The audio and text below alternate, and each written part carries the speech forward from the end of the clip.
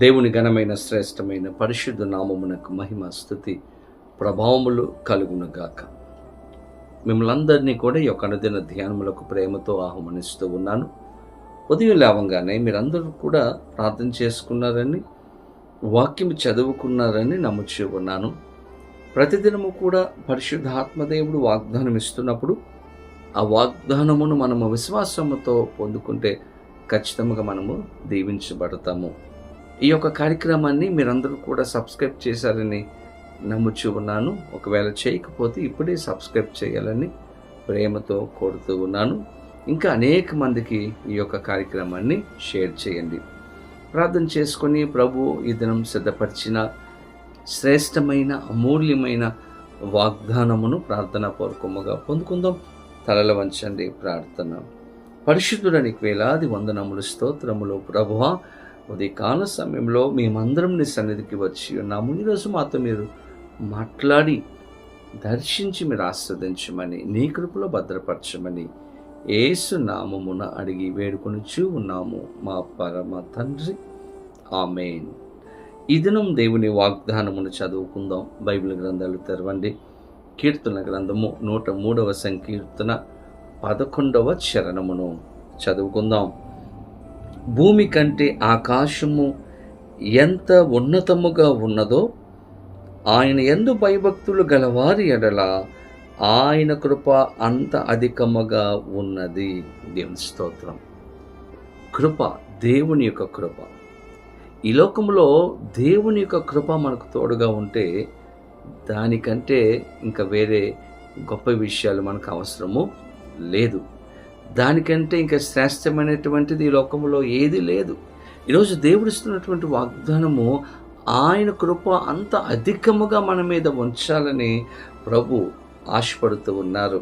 మనకు అనుగ్రహించాలని ప్రభు ఆశపడుతూ ఉన్నారు. బైబిల్ గ్రంథంలో అనేక మంది దేవుని యొక్క కృపను పొందుకొని ఆశీర్వదింపబడ్డారండి. అందులో దానియేలు జీవితాన్ని మనం గమనించవచ్చు. అలాగే యోసేపు, దావీదు, అబ్రహాము, అనేక మంది దేవుని యొక్క కృపను వారు పొందుకొని ఉన్నారు. ఈరోజు ప్రభు అంటూ ఉన్నారు, ఈ వాగ్దానం ఇస్తూ ఇంకా అధికమైనటువంటి కృపను మనకు అనుగ్రహించాలని ప్రభు ఆశపడుతూ ఉన్నారు. ఈరోజు ఎవరికి ఆ అధికమైనటువంటి కృపను దేవుడు అనుగ్రహిస్తాడంటే, ఇప్పుడు చదువుకున్నటువంటి వాక్య భాగంలో దేవుడు ఒక కండిషన్ పెట్టారు. ఏంటంటే, ఎవరైతే ఆయన యందు భయభక్తులు కలిగి ఉంటారో వారి ఎడల ఆయన అధికమైన కృపను అనుగ్రహించే గొప్ప దేవుడుగా ఆయన ఉన్నాడు. దేవుని యందు భయభక్తులు మనము కలిగి ఉన్నప్పుడు, భయం, భక్తి మనము కలిగి ఉన్నప్పుడు, బైబిల్ గ్రంథంలో మనం గమనిస్తే అపోస్తల కార్యముల గ్రంథము 10వ అధ్యాయంలో కొర్నేలి అనేటువంటి శతాధిపతిని మనం చూస్తాం. ఈ శతాధిపతి అన్యుడైనప్పటికీ కూడా దేవుని యందు విశ్వాసము కలిగి భయభక్తులు కలిగినటువంటి వ్యక్తి. ఈ వ్యక్తి ప్రతిరోజు కూడా ప్రార్థన చేస్తున్నాడు, ప్రతిరోజు ధర్మకార్యాలు చేస్తున్నాడు, ప్రతిరోజు కుటుంబంగా దేవునితో సమయాన్ని గడుపుతున్నాడు.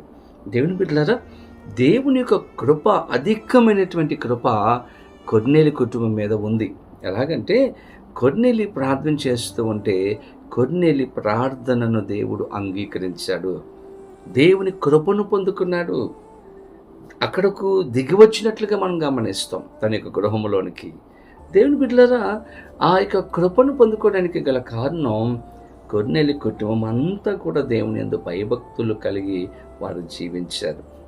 ప్రార్థన ఉంది వారి జీవితంలో, వాక్యం ఉంది, దేవుని యొక్క సన్నిధానంలో సమయాన్ని గడుపుతూ ఉన్నారు, దేవునితో సహవాసం చేస్తూ ఉన్నారు. అందుకే అధికమైనటువంటి కృపను వారు పొందుకున్నారు. ఈరోజు మనము కూడా దేవుని యందు భయభక్తులు కలిగి ఉన్నప్పుడు దేవుని యొక్క అధికమైనటువంటి కృపను మనం పొందుకుంటాం. ఈరోజు వాక్యం తెలియచేస్తూ ఉంది, యెహోవా యందు భయభక్తులు గలవారి ఎడల ఆయన కృప అంత అధికముగా ఉంటుందంట. ఈరోజు దేవుని కృపను పొందుకోవాలంటే దేవుని యందు భయభక్తులు కలిగి మనము జీవిద్దాం. దేవునికి అనుకూలంగా ఈ లోకంలో మనం జీవిద్దాం. దేవాది దేవుడు అటువంటి కృపా సహాయంలో మెండుగా మనకు అనుగ్రహించి ప్రతి ఒక్కరిని దీవించి ఆస్వాదించును గాక. ఆమేన్. ప్రార్థన. పరిశుద్ధుల నీకు వేలాది వందనాలు, స్తోత్రములు. ఉదయకాల సమయంలో మేమందరం నీ సన్నిధికి వచ్చి ఉన్నాము. శ్రేష్టమైన వాగ్దానం ఇచ్చారు. ఈరోజు ఎవరెవరైతే ఈ వాగ్దానం వింటున్నారో ప్రతి ఒక్కరి జీవితంలో అద్భుతాలు చేయండి. అధికమైన కృపను మీరు దయచేసి సమాధానము, సంతోషము దయచేయండి. వివాహం కోసం ప్రార్థన చేసిన బిడ్డలకు, గర్భఫలం కోసం ప్రార్థన చేస్తున్న బిడ్డలకు, ఉద్యోగం కోసం, వ్యాపారం కోసం ప్రార్థన చేస్తున్న బిడ్డలకు నాయన మీ కార్యాలు చేయండి, అద్భుతాలు చేయండి. గొప్ప ఆశీర్వాదముతో ప్రతి ఒక్కరిని దీవించమని యేసు నామమున అడిగి వేడుకొనుచు ఉన్నాము మా పరమ తండ్రి. ఆమేన్. తండ్రి, కుమార, పరిశుద్ధాత్మ త్రియేక దేవుని యొక్క దీవెన ఆశీర్వాదము సదాకాలము కలుగునుగాక. ఆమేన్. దేవుడు మిమ్మలను దీవించునుగాక. ఆమేన్.